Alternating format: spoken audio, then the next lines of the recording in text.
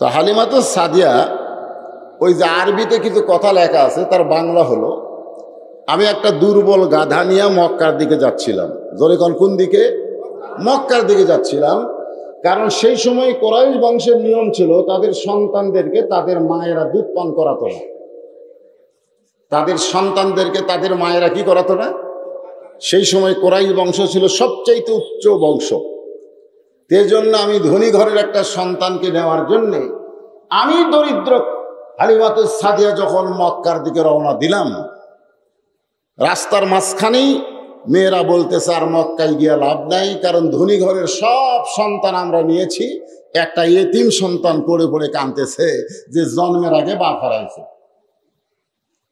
হালিমাতুস সাদিয়া বলেন, রাস্তার মধ্যেই খবর শোনার সঙ্গে সঙ্গে আমার মনে বড় কষ্ট হলো। অভাব নিয়ে মক্কার দিকে রওনা দিলাম, আর রাস্তার মধ্যে জানতে পারলাম ধনী ঘরের সব সন্তান শেষ, যেটা আছে সেটা হলো এতিম, জন্মের আগেই বাবা মারা গেছে। তাহলে সেই সন্তানকে নিয়ে তো আমার কোনো লাভ হবে না। কোনো লাভ হবে? হালিমাতুস সাদিয়া গাধাকে বলতেছে, গাধা রে চল ফিরে যাই বনি সাদ গ্রুপতে, আবার তাইফে ফিরে যাব, আর মক্কায় যাব না। হালিমাতুস সাদিয়া বলে, আমি তাকায় দেখি গাধার দুইটা কান খরগোশের মতন খাড়া করেছে। আমি গাধাকে ফিরে যেতে পারি তাইফের দিকে, আর গাধা পাগলের মতন দৌড়াই মক্কার দিকে। বর্তমানে যেখানে কাবা ঘর, যারা হজ করেছেন তারা রাসূলের বাড়ি দেখছেন, যে ঘরে রাসূল জন্ম নিয়েছে সেই ঘর হলো কাবা থেকে, আল্লাহর কাবা ঘর থেকে মাত্র 300 মিটার, 300 মিটার পূর্ব দিকে। জোরে কোন কত মিটার? 300 মিটার পূর্ব দিকে হলো আল্লাহ রাসূল যে ঘরে জন্ম নিয়েছে সেই ঘর। এখনো সৌদি সরকার রাইখা দিয়েছে, তবে ঘরকে বানাইছে লাইব্রেরি। জোরে কোন কি বানাইছে? লাইব্রেরি। যে আল্লাহ আমাদেরকে শারীরিক সুস্থতা দান করে মানসিক প্রশান্তি লাভ করার জন্য আজকে এই কোরআন কারিমের জান্নাতের বাগানে কবুল করলেন, আমরা সে আল্লাহর উপরে কি খুশি না বেজার? তাহলে জবান খুলে সমস্যারে সকলে বলবো, রব্বানা লাকাল হামদ হামদান কাসীরান তাইয়িবান মুবারাকান ফীহি। আমরা প্রশংসা করলাম কার? কেন প্রশংসা করলাম? যে আমরা সুস্থ আছি। শুধু সুস্থ নাই, আমরা রুহের জগতে, এই দুনিয়াতে আসার আগে যে আর একটা জগৎ ছিল, সে জগৎ সম্পর্কে আপনারা জানেন? জানেন না। কিন্তু আমরা যে একটা জগতে ছিলাম, এটা কি ঠিক? মনে নাই, মনে নাই, কিন্তু বিশ্বাস আছে।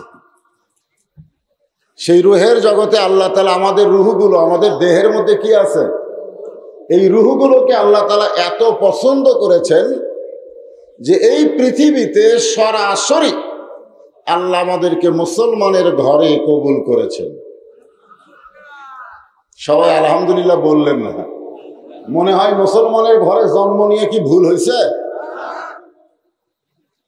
যে কোরআনের তাফসীর শুনবেন, এই কোরআনে আল্লাহ বলেছেন, অমাইয়াবতাগি গায়রাল ইসলামা দীনান ফালান ইউকবালা মিনহু। ইসলাম ছাড়া অন্য কোনো ধর্ম কেউ যদি গ্রহণ করে, আল্লাহ বলেছেন সেইটা কবুল করা হবে না। এ কথার দ্বারা বোঝা গেল আল্লাহর কাছে একমাত্র কবুলযোগ্য ধর্মের নাম কি? সবাই জবান খুলে বলেন। আর সেই ইসলামের ভিতরে আমরা মুসলমান। এই জন্যে প্রশংসা হবে কার? বর্তমানে যে চাঁদ উঠছে আসমানে, এই চাঁদের নাম জানেন? জানেন না? বাংলা মাসের নাম জানেন? আশ্বিন মাস। ইংরেজি মাসের নাম জানেন? আজকে শেষ দিন, সেপ্টেম্বর। আমরা বাংলা ইংরেজি মোটামুটি ভালো জানি, কিন্তু আরবির সাথে আমাদের সম্পর্ক নাই।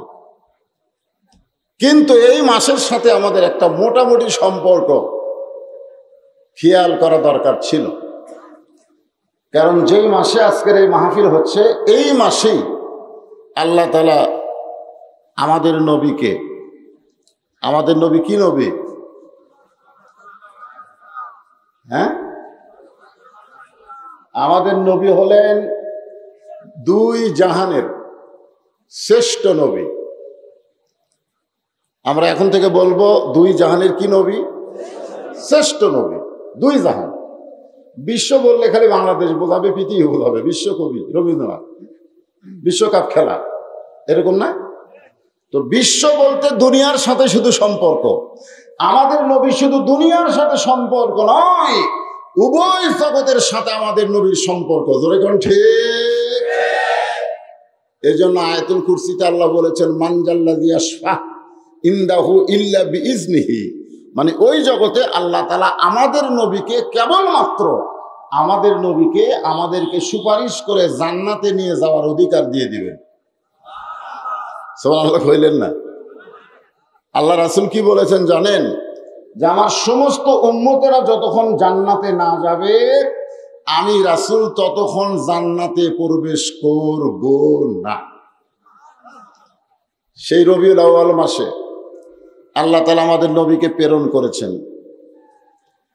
কোন তারিখে নবী এসেছেন সে তারিখ সম্পর্কে মতভেদ আছে। অনেকে বলেছে রবিউল আউয়াল মাসের প্রথম তারিখে আল্লাহ নবীকে দুনিয়াতে প্রেরণ করছে। অনেকে বলছে 9 তারিখে, কেউ কেউ বলছে 12 তারিখে হতে পারে। নবী আসার তারিখ নিয়ে কিন্তু মতভেদ আছে। যেরকম কি আছে, খেয়াল করে শোনেন, মতভেদ আছে। কিন্তু নবী বিদায় নেওয়ার তারিখ নিয়ে কোনো মতভেদ নাই। নবী 12 তারিখে দুনিয়া থেকে বিদায় নিয়েছে, এ ব্যাপারে কোনো মতভেদ নাই। কিন্তু আসার ব্যাপারে আছে কেন? না, আসার ব্যাপারে মতভেদ থাকার কারণ হলো নবী যে এত বড় মানুষ হবেন এটা কেউ কল্পনা করেনি। আর আল্লাহ নবী যখন দুনিয়াতে এসেছেন তখন নবীর জন্ম তারিখ মনে রাখার মতন তার বাবাটাও দুনিয়াতে ছিল না। মা কি করবে? সন্তান যখন হয় মার কি অত খেয়াল করে? খেয়াল তো করে বাবা। কিন্তু আমাদের নবী দুনিয়াতে এসেছেন কি হয়ে? শিশুকালে মইরা গেছে মা, গর্ভে থাকতে মরছে পিতা, নবী চোখে দেখলেন না। গান গাইলে কি গুনাহ হবে? এটা কি সাদা কালা গান? সাদা কালা? আমাদের বাংলাদেশে আমরা যে কি রে ভাই, কোরআনের মাহফিল হয় আর যুবকগুলো রাস্তায় ঘরে। এই যুবকগুলো কি হয়ে গেল? কিছুদিন আগে একটা গান বাড়ছিল, সাদা সাদা কালা কালা। সেই গান নিয়ে হাইরে জ্বালা। যে গান সারা জীবন কেউ কইলে পাপ ছাড়া কোনো সওয়াব হবে না। আর যেইটা আমি বলতেছি এটা বললে আল্লাহ খুশি হবে, রাসূল খুশি হবে, কোরআনের সাথে গানটা মিলে যাবে। আলাম ইয়াজিদিকা ইয়াতীমান ফাআওয়া। তাহলে বলেন, শিশুকালে মইরা গেছে মা, গর্ভে থাকতে মরছে পিতা, নবী চোখে দেখলেন না। কে করিবে লালন পালন, কে দিবে সান্ত্বনা, এই দুনিয়ার নবী ছিলেন একজনা। আমরা সেই নবীর উম্মত, খুশি না বেজার? আল্লাহ কোরআন কারীম ইরশাদ করেছেন, কুল, খুব খেয়াল করে শুনবেন, কুল, হে রাসূল আপনি বলেন, ইন কুনতুম তুহিব্বুনাল্লাহা ফাত্তাবিউনি ইউহিব্বুকুমুল্লাহ। এর বাংলা অর্থ হলো, যদি কেউ আল্লাহকে পাওয়ার চায়, তাকে পাওয়ার চায়, তাহলে আপনি ছাড়া, নবী ছাড়া আল্লাহ পাওয়ার কোনো। এই জন্য আমার সঙ্গে একটু বলা লাগবে, কারণ ওয়াজ সাইজ করতে গেলে একটু আপনাকেও কিছু কিছু বলা দরকার। আমার সঙ্গে একটু বলবেন, উপায় নাই রে, উপায় নাই রে, উপায় নাই, নবী বিনে আল্লাহ পাওয়ার উপায় নাই। সবাই বলে নাই, যুবকেরা গলা ছাড়া বলো, গুনাহ হবে না, সওয়াব হবে। উপায় নাই রে, উপায় নাই রে উপায় নাই, নবী বিনে আল্লাহ পাওয়ার উপায় নাই। আমরা এই রবিউল আউয়াল মাসে নবী নিয়ে যে ফিতনা ফাসাদ আমাদের দেশে চলতেছে এ ব্যাপারে কিছু আলোচনা করার পরেই আমি আপনাদের সামনে আল্লাহর কোরআন থেকে বিষয়ভিত্তিক আলোচনায় চলে আসবো ইনশাআল্লাহ। কারণ প্রথম মাহফিল, ঠিক কিনা বলেন? হ্যাঁ, একটু মনোযোগ দিবেন। তাও মাহফিলটা পাইছেন আপনারা নবী আসার মাসে, খুশি না বেজার? এই নবী দুনিয়াতে আসা যখন এসেছিলেন তখন অবস্থাটা কি ছিল? 2012 সালে আমি তায়েফে গেছিলাম। তায়েফে, ওই তায়েফে আল্লাহ রাসূলের দুধ মা হালিমার বাড়ি, যিনি আল্লাহ রাসূলকে দুধ পান করে লালন পালন করছে, সেই হালিমার বাড়ি কোথায়? তায়েফে। সে বাড়িটা এখনো আছে, সেই বাড়িটা এখনো আছে, তবে বাড়িটাকে মসজিদ বানাইছে। ওই বাড়ির কোনো পরিবর্তন করে নাই। ওই হালিমার সময় যে বাড়ি ছিল ঠিক একই অবস্থায় ওই বাড়িটা রয়েছে। ওই বাড়িটার দরজায় আরবিতে কিছু কথা লেখা আছে, আরবি দিয়ে কিছু কথা লেখা আছে। সেই কথার মধ্যে একটা কথা হলো, আমি হালিমাতুস সাদিয়া একজন হতভাগ্য দরিদ্র মেয়ে ছিলাম, কিন্তু রাসূলের ওসিলায়, ওই ছোট্ট নবীর ওসিলায় আল্লাহ পাক আমাকে সব কিছু দিয়েছে। জোরে কান সুবহানাল্লাহ। যখন হালিমাতুস সাদিয়া নবীকে গ্রহণ করেছিলেন তখন কি আমাদের নবী নবী ছিল? নবী ছিল না। যে নবীকে পাথর মারছে আবুল আহাব, দাসী যখন গিয়ে বলল আবুল আহাবকে যে আপনার একটা সুন্দর ভাতিজা হয়েছে, বলার সাথে সাথে আবুল আহাব বলল আমি তোকে আজাদ করে দিলাম। মানে খুশির চোটে তার ভাতিজা হয়েছে এই খবর শুনে একটা দাসীকে মুক্ত করে দিল। তাহলে বোঝা গেল নবী যখন দুনিয়াতে এসেছে তখন সবাই খুশি না বেজার? যখন খুশি না বেজার? এমনকি আবুল আহাব পর্যন্ত খুশি। অথচ সে আবুল আহাব সম্পর্কে একটা সূরা আছে, কোরআনে আছে না? না, তাব্বাত ইয়াদা আবি লাহাবিন ওয়া তাব ওয়া তাব। তা আমরা বাংলাদেশে এই যে 12ই রবিউল আউয়ালকে কেন্দ্র করে আমাদের বর্তমান সরকার যিনি ক্ষমতায় আছে তিনি একটা দিবস ঘোষণা করেছে, ঈদে মিলাদুন নবী। ঈদ মানে কি? আনন্দ। 12 তারিখে নবী কি দুনিয়াতে এসেছে না বিদায় নিছে? এ কথা কান, এসেছে না বিদায় নিছে? কারণ আসার ব্যাপারে তারিখের সন্দেহ আছে, কিন্তু বিদায়ের ব্যাপারে কোনো তারিখের সন্দেহ নাই। কারণ যখন নবী বিদায় নিয়েছে তখন নবীর 1.5 লক্ষ সাহাবী ছিল। জোরে বলেন কত লক্ষ? 1.5 লক্ষ সাহাবী দুনিয়াতে ছিল। নবী কখন বিদায় নিয়েছে, কয় তারিখে বিদায় নিয়েছে, আর একটা ইতিহাস আছে। কিন্তু নবী যখন দুনিয়াতে এসেছে তখন তার বাপই নাই, এই জন্য আসার তারিখ নির্ধারণ হয়নি, যাওয়ার তারিখ ঠিক আছে। তো বিদায় নেওয়ার দিনে মুসলমানেরা কোনোদিন ঈদে মিলাদুন নবী পালন করতে পারে না, আনন্দের দিন ঘোষণা করতে পারে না। জোরে কোন কথা ঠিক কিনা? কিন্তু আমাদের বাংলাদেশে সিধা হয় না উল্টা হয়? উল্টা হয়। তো এই যে কাবার কাছে এসে হালিমাতুস সাদিয়া বলে আমার গাদা ঘুরনি খেয়ে পড়ে গেল। কাবা ঘরের কাছে গাদা পড়ে গেল, মানে এই যে দৌড়াইছে, দৌড়ানোর কারণে দুর্বল পড়ে গেছে। ইতিমধ্যে এক মুরব্বী আমাকে লক্ষ্য করে বলতেছে, মা অনেক মেয়েরা এসেছিল কিন্তু আমার এতিম নাতিরে কেউ দেখলো না। আমার এতিম নাতিকে নেওয়া তো দূরের কথা, এক নজর তারা দেখলো না। তুমি যখন সবার পরে আইছো, তুমি কি একটাবার আমার এতিম নাতিরে দেখতে চাও? হালিমাতুস সাদিয়া বলে, মুরব্বী কারো সন্তানকে দেখার জন্য আমি আসি নাই, আমি এসেছি ধনী ঘরের সন্তান নেব, বিনিময়ে অনেক হাদিয়া পাবো। আমি কি সেই তায়েফ থেকে, মক্কা থেকে 70 কিলো দূরে তায়েফ, সেই তায়েফ থেকে কি আমি কারো সন্তান দেখার জন্য আইছি? আপনারা এখন দেখার জন্য না নেওয়ার জন্য? ধনী ঘরের সন্তান নেওয়ার জন্য আইছি। আর আপনি মুরব্বী কোন একটাবার দেখে যান। হালিমাতুস সাদিয়া বলে, মুরব্বীর কথা আমি রাখতে গিয়া ঘরের মধ্যে ঢুকে কেবলমাত্র সন্তানের দিকে তাকাইছি। যেই মাত্র তাকাইছি সন্তানের চেহারা দেখার সঙ্গে সঙ্গে আমার গোটা কলিজা ভরা সন্তানের মহব্বত। চার সূর্য গ্রহ তারা তারি নূরের ইশারা, নইলে যে অন্ধকারে ডুবিত এই ধরনী। সবাই বলেন নবী মোর পরশমণি, নবী মোর সোনার খনি, নবী নাম ভাবে যেজন সেই তো দোজা হানের ধ্বনি। হালিমাতুস সাদিয়া বলে, এত সুন্দর সন্তানকে দেখার পরে আমি আর চুপ থাকতে পারলাম না। আমি দৌড়ে গিয়া তার মায়ের কোল থেকে সন্তানকে আমার বুকের মধ্যে নিলাম। ওই আল্লাহর শপথ করে বলতেছি, ওই ছোট্ট নবীকে বুকে নেওয়ার সঙ্গে সঙ্গে আল্লাহ আমার দেহের সমস্ত ক্লান্তি দূর করে দিয়েছে।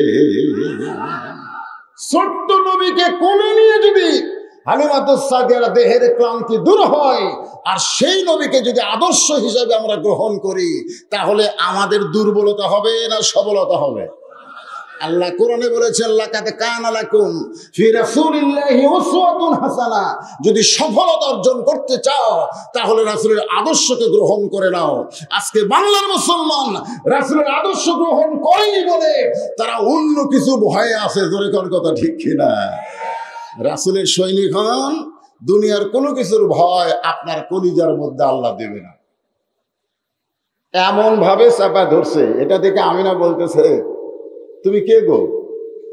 অনেক মেয়েরাই ছিল আমার সন্তান ইতিম বলে ঘরের দিকে আসে নাই, আর তুমি ঘরের মধ্যে ঢুকে আমার সন্তানকে দেখে বুকে ধারণ করলা, তুমি কি আমার সন্তানকে নিবার চাও? হালিমাতুস সাদিয়া বলে, যেই সন্তানকে বুকের মধ্যে ধারণ করেছি এই সন্তানকে আর মাটিতে নামাতে চাই না। হালিমাতুস সাদিয়া ওই কথাগুলো আরবিতে লিখে রেখেছেন। আমি মক্কা থেকে নবীকে আমার ঘরে নিয়ে আসলাম। আসার পরে আমার যত অসহায়ত্ব ছিল, আমার যত কষ্ট ছিল, আল্লাহ সব কিছু দূর করে দিয়েছে। তখন কি নবী হয়েছে? না, নবী হয় নাই। তারপরেও ছোট্ট মানুষটাকে নেওয়ার কারণে হালিমাতুস সাদিয়া এত দয়া করেছে। আল্লাহ তাআলা হালিমাতুস সাদিয়ার কবর জিয়ারত করার তৌফিক আমাকে দিয়েছে। জান্নাতুল বাকির মধ্যে মা হালিমার কবর রয়েছে, বলেন সুবহানাল্লাহ। তা হালিমার কবরের পাশে দাঁড়িয়ে আমি বলেছিলাম, আল্লাহ, এ কত বড় সৌভাগ্যবান নারী যে আমার রাসূলকে স্তনের দুগ্ধ পান করাইছে। জোরে খান সুবহানাল্লাহ। নবীজির পিতা আব্দুল্লাহ, নবীজির মাতা আমেনা, নবীজির দুধমা। আপনার সবাই খালি নামটা মুখস্থ করার জন্য আমি এই গজলটা শুরু করলাম। আমি যেই বলবো নবীজির দুধমা, জবান খুলে বলবেন হালিমা, বলতে পারবেন না? নবীজির দুধমা, নবীজির রওজা। মাশাআল্লাহ। এখন আসেন, রবিউল আউয়াল চাঁদে আমরা নবীকে কিভাবে গ্রহণ করব, কিভাবে গ্রহণ করা দরকার। আল্লাহ তাআলা পবিত্র কালামুল্লাহ শরীফে বহু জায়গায় এই ঘোষণাগুলো করেছেন। সব জায়গা থেকে আলোচনা করা যাবে না। এই ফাঁকে আমাকে এক ভাই বলেছে, হুজুর, খুব কষ্ট করে অনেক মেয়েরা এসেছে, আপনি যে ওয়াজই করেন মেয়েদেরকে মাইনাস করে ওয়াজ করা যাবে না। আমার আগে আমার বাপজান মা বোনদের কিছু ওয়াজ করছেন, কিছুই করে নেই। ওরা যে বসে আছে ওদের জন্য তো কিছু ওয়াজ করা দরকার, ঠিক কিনা? কারণ বর্তমানে আমাদের বাংলাদেশে অনেক নারীরা মরিয়মের মতন হয়ে গেছে। মরিয়ম বোঝেন? ঈসা আলাইহিস সালাম জন্ম নিয়েছে। আপনারা বলেন তো ঈসা আলাইহিস সালামের বাপকে? কথা কয় না। বাপ আছে? আজকে আমাদের বাংলাদেশে অনেক মেয়েরা বাপ ছাড়াই সন্তান জন্ম দিচ্ছে। জোরে কোন কথা ঠিক কিনা? আসলে ওদের বাপকে খোঁজা বার করা দরকার। গত কয়েকদিন আগে একটা জন্ম হয়েছে, সিনেমার নায়িকা বুবলি, ও সন্তান জন্ম দিছে। এখন সবাই চিন্তা করতেছে আর বাপ কে রে? দিন দিন আমাদের মায়েরা স্বাধীনতা যাচ্ছে, পোশাকের স্বাধীনতা, ইচ্ছা মতো তারা পোশাক পরবে। আমার মা বোনদের কথা কোরআনে আছে না নাই? জোরে কোন আছে না নাই? আল্লাহ তাআলা পবিত্র কালামুল্লাহ শরীফ ইরশাদ করেন, ওয়াকরনা ফি বুয়ুতিকুন্না ওয়ালা তাবাররাজনা তাবাররুজাল জাহিলিয়াতিল উলা। আমি আজকে নবীর জীবন থেকে আপনাদেরকে আলোচনা শোনাবো, নবীর আদর্শ থেকে। শুনতে রাজি আছেন? কিন্তু সামান্য কিছু সময় আমি মা বোনদের জন্য একটু ওয়াজ করি, সামান্য। ওরা আবার ধৈর্য কম, ও সন্ধ্যার থেকে বসে আছে, একটা বক্তা মা বোনদের ওয়াজ করেনি। আমিও যদি আবার না করি, ওরা হয়তো এই সতাই, আমাদের পক্ষে এক বক্তাও নাই রে। আমার মায়েরা বোনেরা, আপনারাই হলেন তো আসল। আল্লাহ রাসূল বলেছেন, দুনিয়ার সমস্ত দামি সম্পদের মধ্যে সবচাইতে উত্তম সম্পদ হলো ইমরাহাতুস সালেহা, একজন নেককারিনী নারী। জোরে কোন সুবহানাল্লাহ। আমার মায়েরা যদি ভালো হয়ে যায়, মায়ের পেট থেকে সন্তানগুলো কি হবে? ভালো হবে। আজকে যে সন্তানগুলো কোরআনের মাহফিলে বসে আছে, বিশ্বাস করেন এই সন্তানের মাগুলো ভালো ভালো মায়ের সন্তান হিসাবেই তারা এই জান্নাতের বাগানে চান্স পেয়েছে। জোরে কোন সুবহানাল্লাহ।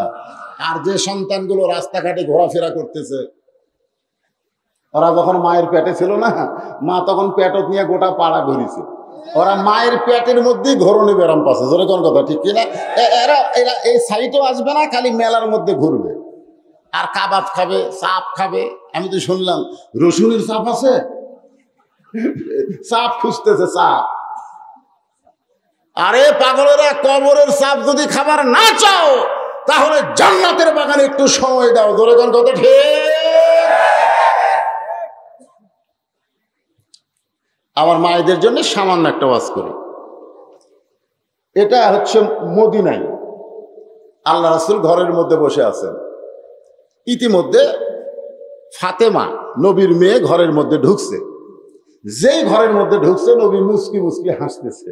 আপনারা বলেন তো, বাবা ঘরের মধ্যে বসে আছে আর মেয়ে যদি ঢোকে আর বাপ যদি হাসে, তাহলে মেয়েদের শরম কম না বেশি? আপনাকে এলাকার মেয়ের শরম কম না বেশি? কম। মেয়েদের শরম খুবই বেশি। আমি এটা বোঝার কারণ হলো, আল্লাহ আমাকে তিনটা মেয়ে দিছে। আমি বুঝবার পারছি তো যে মেয়েদের শরম কেমন। আমার তিনটা মেয়ের কোনো মেয়ে আজ পর্যন্ত আমার কাছে নির্দিষ্ট অঙ্কের টাকা চাইনি। যখন কোনো কিছু দরকার, তখন ঘরের মধ্যে এসে ঘুরঘুর করে ঘোরে। আমি জিজ্ঞেস করি, মা কিছু লাগবে? যদি আপনি বোঝেন। আমার কাছে যদি আপনি বোঝেন। আমি পকেট থেকে বের করে 200 টাকা দিলাম, ওখানে ঘুরতেছে। আমি বললাম, মা আর লাগবে? যদি দেন। তো আবার 100 টাকা দিলাম। আমি যেই বললাম, মা আর কি তোমার লাগবে, তখন বলে আলহামদুলিল্লাহ। কেমন লাগলো? আমার তো বড় ভাইয়ের ছেলেও আছে, মেয়ে আছে। ওরে একদিন জিজ্ঞেস করলাম, কে রে ভাই, তোর ছেলে যখন তোর কাছে টাকা চায় কিভাবে চায়? তো আমার বড় ভাই বলতেছে, শালার লাগবে 104,000। এমন রাগ হয়ে গেছে, ছেলে বলতেছে শালা লাগবে 104,000। আমি সেদিন বুঝলাম নারীদের শরম আছে, পুরুষদের শরম কম। জোরে কোন কথা ঠিক? আমার সম্মানিত মায়েরা শোনেন, ঘরের ভিতরে নবী যখন মুচকি মুচকি হাসে, মা ফাতেমা তখন বলে, বাবা আমাকে দেখে হাসার কারণ কি? আল্লাহ রাসূল বললেন, মা একটা খবর তোমাকে অনেক দিন হলে দিবার চাই, কিন্তু খবরটা দেই না। ফাতেমা বলে, বাবা কি খবর? বলে, খবরটা হলো আল্লাহ তোমাকে তোমার আমল আখলাক দেখে খাতুনে জান্নাত ডিগ্রি দিয়েছে। আল্লাহ তোমাকে দেখে, তোমার আমল আখলাক দেখে কি ডিগ্রি? কি ডিগ্রি? খাতুনে জান্নাত, মানে জান্নাতি নারীদের নেত্রী। জান্নাতি নারীদের নেত্রী ডিগ্রি দিয়েছে। এই খবর শোনার সঙ্গে সঙ্গে ফাতেমা আলহামদুলিল্লাহ আল্লাহর শুকর আদায় করে মুচকি মুচকি হাসতেছে। আল্লাহ রাসূল বলে, ফাতেমা তুমি আবার হাসতেছো কেন? ফাতেমা বলেন, বাবা আল্লাহ আমাকে এত বড় ডিগ্রি দিয়েছে, তার শুকরিয়া তান আমার জবান থেকে একটু আনন্দ প্রকাশ পায়। জোরে করেন সুবহানাল্লাহ।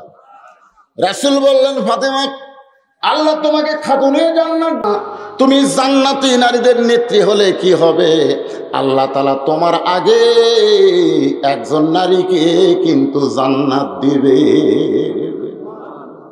যেই বলছে, আপনারা তো সুবহানাল্লাহ বলেন, আপনারা ওয়াজের তালুক করে সুবহানাল্লাহ বলেন, কিন্তু যেই নবী বলেছে আল্লাহ তোমার আগে একজন নারীকে জান্নাত দিবে, তখন ফাতেমার সুবহানাল্লাহ হয় না। রাসূল বলে, ফাতেমা তোমার কি মন খারাপ? বলে, মন খারাপ হওয়ার কারণ হলো আল্লাহ আমাকে খাতুনে জান্নাত ডিগ্রি দিল, আর আমার আগে একটা মেয়েকে জান্নাত দিবে।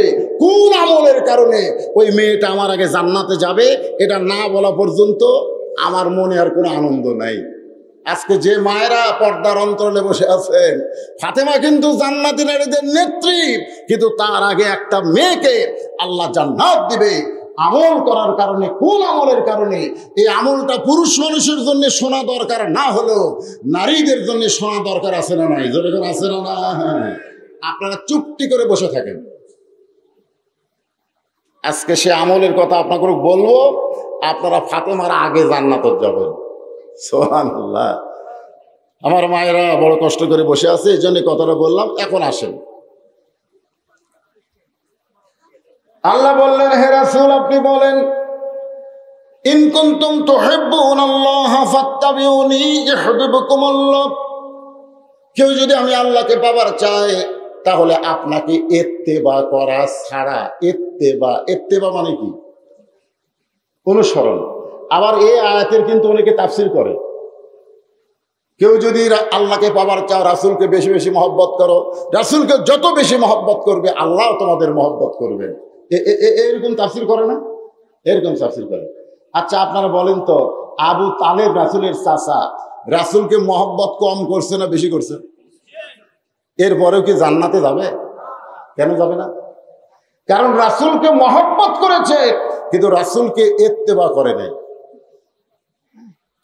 আমাদের এই জিনিসটা বুঝতে হবে, রাসূলকে শুধু মহব্বত করলে হবে না। আমি নবীরে ভালোবাসি, আমি নবীরে ভালোবাসি, কেমনে যাব মদিনায়, তাকায় দেখে প্রত্যেক দিন সকাল বেলা দাড়ি কামাই। যেরকম কথা ঠিক না? প্রত্যেক দিন সকালে গেলে তেল তেলা হয়, কেমনে যাবে মদিনায়? কে রে, তুই মদিনায় যে কি করবি? রাসূল তো তাকে গ্রহণ করা লাগবে।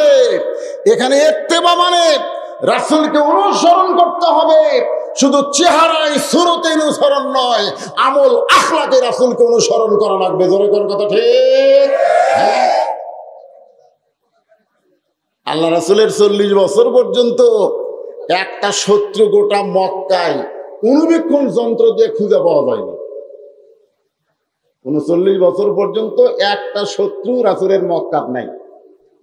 কিন্তু যেই 40 বছরে আল্লাহ তাআলা এই কোরআন শরীফ নাজিল করছে, এই যুবকেরা মনোযোগ দিয়ে শোনেন। আজকে আমাদেরকে বলে, হুজুর সব ওয়াজ করবেন না, সব ওয়াজ চলবে না। রাসূলের হওয়া থেকে 39 বছর পর্যন্ত ওয়াজ করেন, কোনো সমস্যা নাই। মানে আবু জেহেল মার্কা। জোরে কোন কথা ঠিক কিনা ভাই? কিন্তু যুবকেরা খালি ফেসবুক চালাবো না। হ্যাঁ, হাই রে, 4টা যুবক কোনো জায়গায় বসলে আগে গল্প করতো, তোর বাপ কেমন আছে, তোর মা কেমন আছে। এখন আর কোন গল্প নাই, খালি ঠেলা ঠেলি, খালি ঠেলা ঠেলি।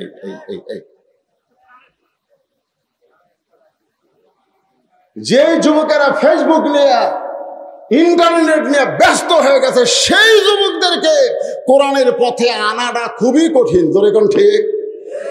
হ্যাঁ ভাই, যুবকেরা একটু মনোযোগ দিয়ে শোনো বাবা, তোমাদের এই যৌবন থাকবে না, এই যৌবন থাকবে না, এই যৌবনে ভাটি পড়বে, এই যৌবন একদিন চলে যাবে। এই যৌবনটাই আল্লাহর পছন্দ। হাসরের ময়দানে যখন আমরা দাঁড়াবো, আমাকে বলবো, রশিদ তোর শৈশবকাল আর তোর বুড়াকালের কোনো হিসাব দেওয়া লাগবে না, তুই যৌবনকালে কি আমল করছিস সেই হিসাব দিয়ে জান্নাতে যা।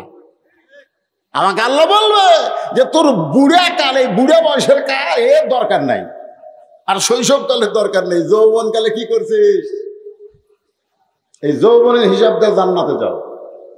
তাহলে আমরা যারা যুবক আছি, এই মুহূর্তেই হলো আপনাকে হিসাবের বয়স। জোরে কোন ঠিক? প্রত্যেকটা ধাপ, প্রত্যেকটা কথা হিসাব করে বলতে হবে।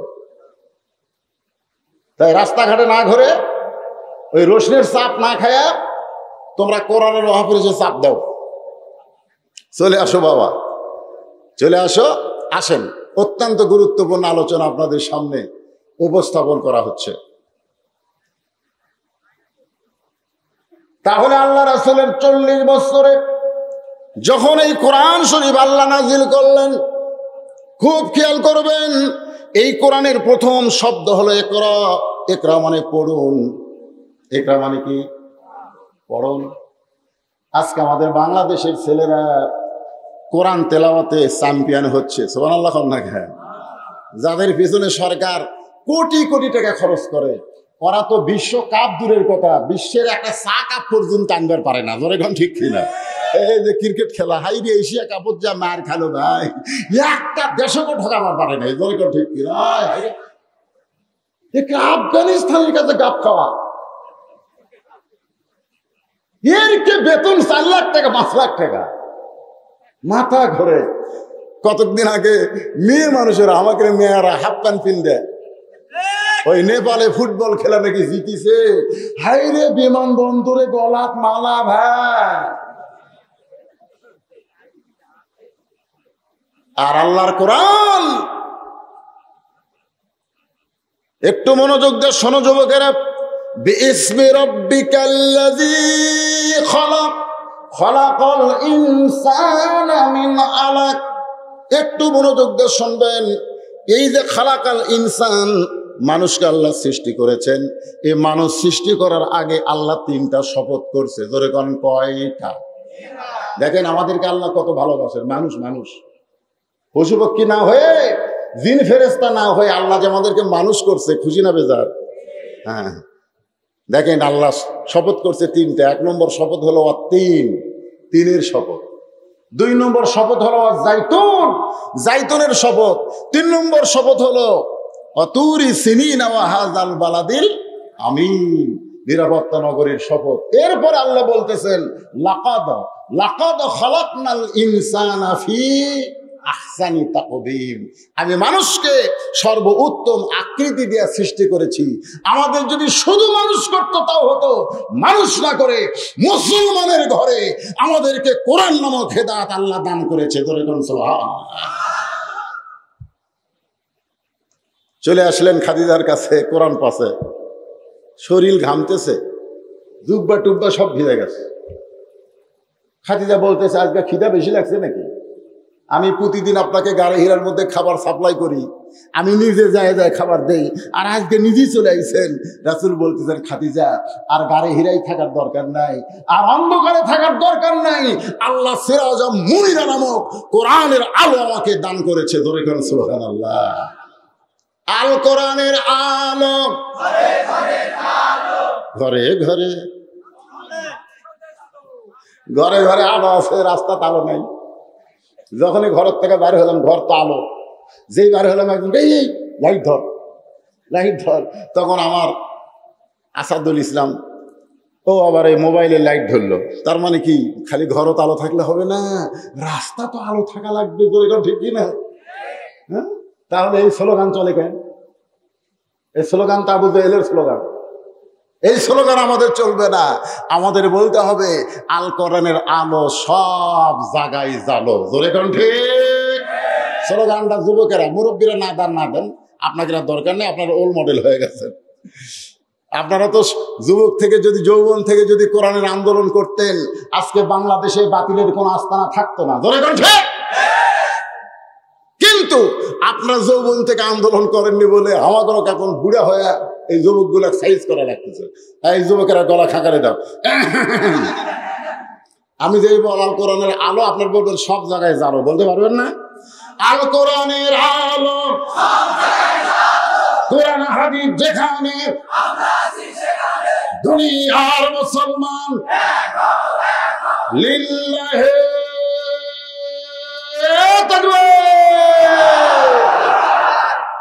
ঘড়ির দিকে তাকে দেখেন, রাত বাজতেছে কত? হ্যাঁ, আচ্ছা 10:55 মনে করেন, 11ই ধরেন। 11টার সময় আপনাদের চেহারা মনে হচ্ছে কেবল রাত 8টা বাজলো।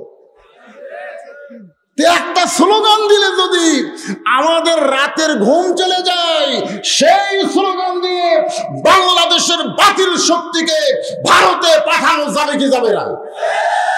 কিন্তু আমরা তো আগে মোবাইল করে, হুজুর থানা থেকে কিন্তু কল হচ্ছে। হ্যাঁ, আসেন আমি রাসূলের জীবনী নিয়ে আল্লাহর কোরআন থেকে আলোচনা করব, কারণ রাসূল মানি তো কোরআন। তোর এখন ঠিক কিনা? রাসূল যখন দুনিয়া থেকে বিদায় নিলেন, ইতিমধ্যে কতগুলো মহিলা মা আয়েশার কাছে আইছে, এসে বলতেছে, উম্মাহাতুল মুমিনিন, আল্লাহ রাসূল সম্পর্কে আমরা একটু জানতে চাই। কে জানতে চায়? কিছু মহিলারা তো রাসূলের কাছে আসেনি। এখনকার পীরের কাছে মুরিদের বইয়েরা যায়, মহিলা সাহাবীরা তো রাসূলের কাছে আসে নাই, বরং তার স্বামীরা ঈমান গ্রহণ করছে। আর সেই ঈমানের দায়িত্ব বাল্লিগু আন্নিওয়ালা আয়া তারা বিবিদের কাছে কলেমার দাওয়াত দিছে। সুবহানাল্লাহ। আর এখনকার ভণ্ডরা কি কয়, তুই মুরিদ হয়েছিস, তোর বউ হবি না? তো কয়, হুজুর বউ তো লাফায় হওয়ার জন্য, তাহলে একদিন নিয়ে আয়। এরা সব মুরিদ কবে না, যারা জুয়ান তাকলা। তা জুয়ান তাকলা বউ নিয়ে গেছে যে হুজুর আমার বউটাও মুরিদ হওয়ার চাই। তখন বলতে, তুই বাইরে থাক, তোর বউকে ভিতরে দে। ভিতরে দিয়ে দরজা বন্ধ করে মুরিদ দেয়। মুরিদ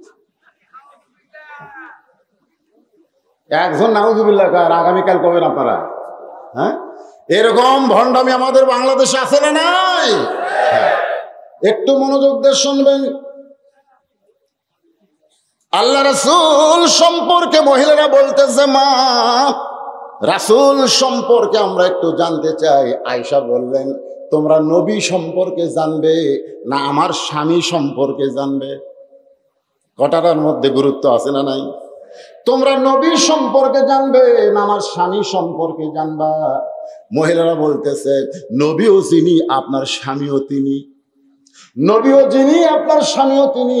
আয়েশা বলতেছে, এইটা তোমরা বাহির থেকে অনুমান করে বলতেছো, নবীও যিনি আমার স্বামীও তিনি। কিন্তু শুনে নাও, আমি স্বামী হিসাবে 9 বছর থেকে 18 বছর পর্যন্ত আমার নবীকে দেখছি। আমি 9 বছর ধরে আমার স্বামীকে দেখছি। ধরে কোন কয় বছর? এই 9 বছরের মধ্যে আমি মাত্র 3 বার আল্লাহর নবীকে দেখেছি। আর সুবহানাল্লাহ কয় না? এই আয়েশা কি ভুল কইছে?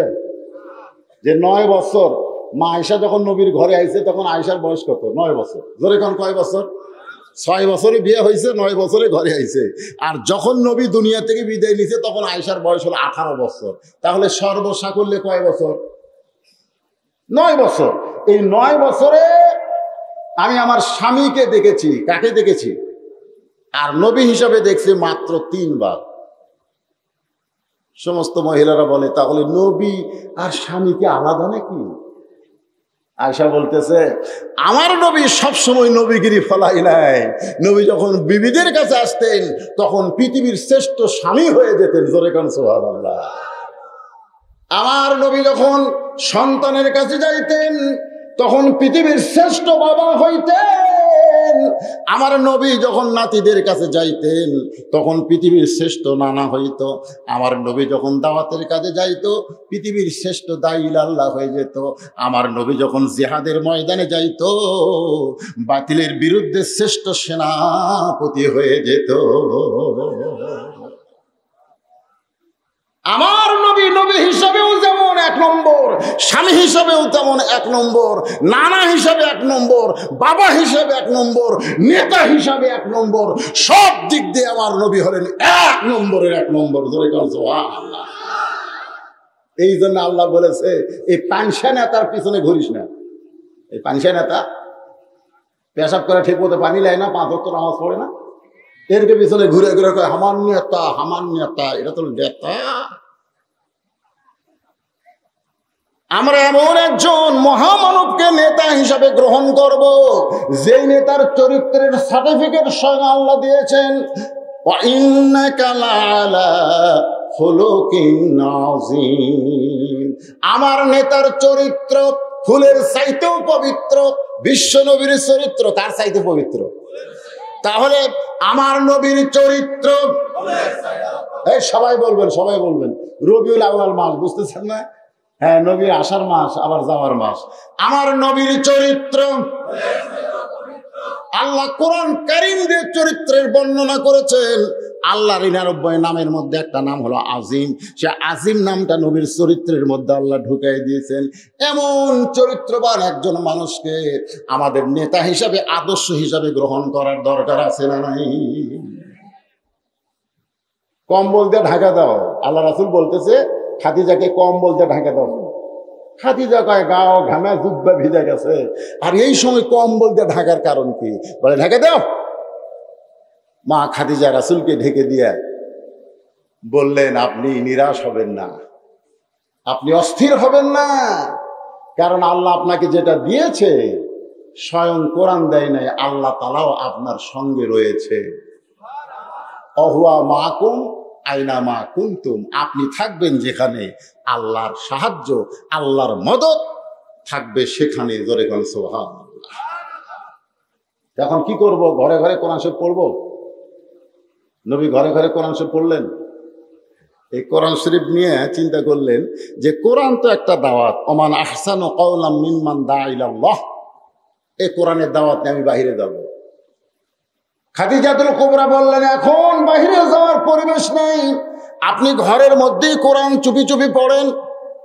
কোরআন এমন একটা পড়া যে এটা চুপি চুপি পড়লে হয় না, এটার আলাদা একটা মুজিজা রয়েছে। জোরে কোন কথা ঠিক কিনা? নবী কোরআন পড়েন, আশেপাশে খবর হয়ে গেল কানে কানে, কি যেন আব্দুল্লাহর পোলা ঘরের মধ্যে পড়তেছে। এটা কি পড়ে? চুপি চুপি শোনার জন্য মক্কার নেতারা দিনের বেলা আসে নাই, রাতের বেলা আইছে। এমন একটা রাত, যেই রাতে 4 জন নেতা নবীর ঘরের চারিধারে কান লাগায়া লাগায়া শুনতেছে। আল্লাহ নবী তখন আল্লাহর কোরআন পড়তেছে। জোরে কোন সুবহানাল্লাহ। আবু জেহেল মনে করতেছে আমি একলাই শুনছি রে, কেউ শোনে নাই। এই মনে করে যখন নবী কোরআন তেলাওয়াত শেষ করছে, অন্ধকারে যাবার চাইছে। যেই যাবার চাইছে, আবু সুফিয়ানের সাথে বাজে গেছে। আবু সুফিয়ান কয়, নেতা আপনি? তুমি? আমি তো কোরআন শরীফ পড়েছি। আমু তো একই অবস্থা। এই 2 নেতা যখন কথাবার্তা বলতেছে, ইতিমধ্যে 10 সাহেবা গিয়ে হাজির। আপনারা মুরব্বীরা কি করেন? বলে গভীর রাত্রে কোরআন তেলাওয়াত শুনলাম। আমরাও শুনছি। আবু জেহেল বলতেছে, এই দেখেন আবু জেহেলের কথা, কি সুন্দর কোরআনের বাণী রে, মনে হয় সারা রাত দাঁড়িয়ে দাঁড়িয়ে শুনি। সুবহানাল্লাহ কবেন না? আবু জেহেলের মতন কাট্টা কাফের বলতেছে কি সুন্দর কোরআনের বাণী, মনে হয় সারা রাত দাঁড়িয়ে দাঁড়িয়ে শুনি। এই যে দেখেন দাঁড়িয়ে দাঁড়িয়ে শুনতেছে। জোরে কোন ঠিক কিনা? তাই বলে মনে করো না যে তোমরা আবু জেহেল, তা না। মানে কোরআনের এমন একটা আকর্ষণ যে রাত পড়ে যাচ্ছে, ওরা জানলার কাছে দাঁড়িয়ে দাঁড়িয়ে শুনতেছে। আবু সুফিয়ান কাফেরদের মধ্যে সবচাইতে বেশি চালাক। এই জন্য আবু সুফিয়ান ছিল আবু জেহেলের উকিল। উকিল বোঝেন? উকিল। আবু সুফিয়ান বলতেছে যে ঘরের মধ্যে তো পড়তেছে, আমরা চোরের মতন শুনতেছি। এ কোরআন নিয়ে যদি বাইরে আসে, মানে পড়তে পড়তে এই কোরআন নিয়ে যদি বাহিরে আসে, তাহলে খবর কি? আবু জেহেল বলতেছে, আবু সুফিয়ান খবরদার এই কথা বলিস না। কোরআন বাহিরে আসলে আমাদের মতন ভুয়া নেতাদের নেতৃত্ব আর সমাজে চলবে না। মারাত্মক কথা। কোরআন যদি বাহিরে আসে, বাংলাদেশে যারা আবু জেহেলের দোসর, ওই ভুয়া নেতাদের নেতৃত্ব 90% মুসলমানের দেশে চলবে না। ধরে কোন কথা ঠিক? আল্লাহ রাসূল 13 বছর এই কোরআনের দাওয়াত দিলেন। 13 বছরে মুসলমানের সংখ্যা হলো 319 জন। কোন কিতাবে লিখছে মাত্র 320 জন। 13 বছর মুসলমানের সংখ্যা কত? আপনারা একটু হোহা করেন না কেন বাবা? 320 জন 13 বছরে। মক্কার ইসলামের সাইজটা দেখেন। মক্কার ইসলামটা কত দুর্বল ইসলাম যে 13 বছরে 320 জন মুসলমান হয়েছে। তার মধ্যে 18 জনকে ওরা পিটাই মারিছে। তার মধ্যে 18 জনকে কি করে মারছে? পিটা মারছে। একজনকে সুমাইয়াক মারছে, ইয়াসারক মারছে।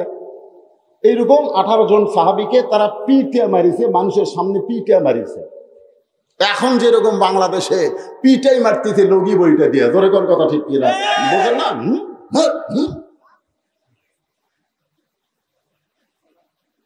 নবী আল্লাহর কাছে কয়, আল্লাহ এত কষ্ট করে এই কয়টা মুসলমান হলো, তার যদি এরা পিটাই মারে তাহলে ইসলামের অবস্থাটা কি হবে? আল্লাহ বলেন, হাবিব, ইসলামের যদি বিজয় চান তাহলে আবু জেহেলকে নেতা মেনে আপনি ইমাম হলে চলবে না। এমন একটা জায়গায় আপনাকে আমি পাঠাবো যেখানে আপনি ইমামও হবেন আবার নেতাও হবে। মক্কায় নেতা হচ্ছে আবু জেহেল, রাসূল হচ্ছে ইমাম। এই জন্য ইসলামের বিজয় নেই। আমাদের বাংলাদেশে আমরা হলাম ইমাম, আর নেতা কারা? কথা কয় না। সব কিছুর বেতন বাড়ে, কিন্তু আমাদের ইমামের বেতন বাড়ে না।